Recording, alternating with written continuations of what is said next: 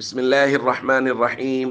عن أبي هريرة رضي الله تعالى عنه قال قال رسول الله صلى الله تعالى عليه وسلم: من نفس عن مسلم كربة من كرب الدنيا نفس الله عنه كربة من كرب يوم القيامة. رواہ ابو داؤد۔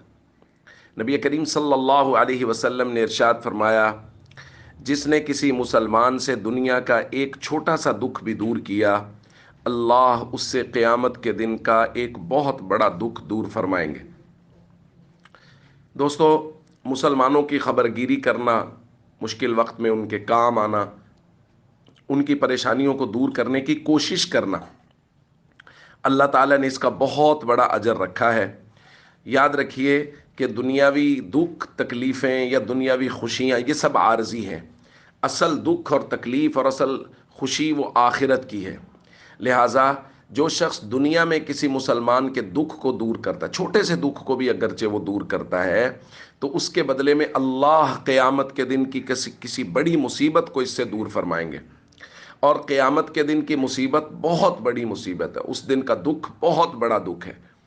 اس لیے ہمیں دنیا میں دیکھتے رہنا چاہیے اپنے ارد گرد کون ہیں جو مصیبت میں ہیں، کون ہیں جو پریشانی میں ہیں، اور اس پریشانی کے وقت میں ہمیں ہمیشہ ان کی مدد کرنی چاہیے۔ خاص طور پہ آج کل جو حالات بنے ہوئے ہیں سیلاب کی وجہ سے، تو جو لوگ اس کے متاثرین ہیں، ہمیں کوشش کرنی چاہیے کہ ہم دکھ اور پریشانی کی گھڑی میں ان کے کام آئیں، ان کے اس دکھ کو دور کریں۔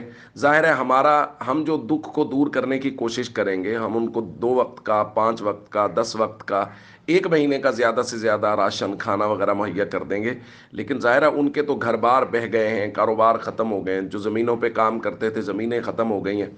آج ہم یہاں سے ہو کے جا رہے ہیں تو انہوں نے کہا جن زمینوں پہ سیلاب آیا وہ قابل کاشت ہی نہیں رہیں گی کئی سال تک۔